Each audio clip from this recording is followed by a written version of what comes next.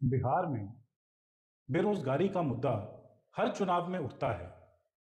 और पिछले 20 साल में नीतीश कुमार की सरकार में चुनाव के बाद यह मुद्दा हमेशा गौण हो जाता है। अब जब महागठबंधन के नेता तेजस्वी यादव ने हर परिवार में एक सरकारी नौकरी देने की बात की है, तो यह बेरोजगारी का मुद्दा फिर से ज्वलंत हो गया है। बिहार में बेरोजगारी की दर देश में सबसे ज्यादा है और यह बात किसी से छुपी भी नहीं है, क्योंकि जिस भी आप प्रदेश में चले जाएं, उस शहर में सबसे ज्यादा लेबर फोर्स पार्टिसिपेशन बिहार से आने वाले लोगों की है। सीएमआई का कंजर्वेटिव डेटा कहता है कि बिहार का हर 4 में से एक युवा बेरोजगार है और नौकरी की तलाश में वो अपना प्रदेश छोड़कर किसी दूसरे प्रदेश में जाकर नौकरी करता है। इसी बेरोजगारी की समस्या को समझते हुए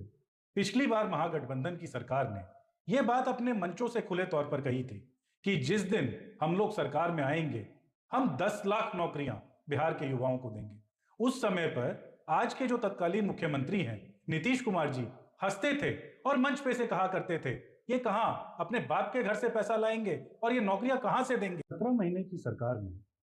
हमने जो 5 लाख नौकरियां दी, उसके बाद डबल इंजन की सरकार ने यह कहना शुरू किया कि वो युवाओं को 19 लाख नई नौकरियां देंगे। लेकिन उन 19 लाख नौकरियों का क्या हुआ, आज चुनाव के दौरान बिहार की जनता इनसे पूछ रही है। फिर डबल इंजन की सरकार ने यह भी कहा कि ठीक है, नौकरियां देना अगर संभव नहीं है सरकार में, तो हम इन्वेस्टमेंट लेकर आएंगे, हम एमओयूज करेंगे और बिहार के युवाओं के लिए प्राइवेट सेक्टर की जॉब्स क्रिएट करेंगे। तो बिहार की सरकार यह भी बताने में अक्षम है कि कितना इन्वेस्टमेंट आया, कितने नए रोजगार का सृजन हुआ और कितनी नई फैक्ट्रियां लगी। रोजगार के बिना विकास एक खोखला शब्द है और अब बिहार का युवा इस बात पर आमादा है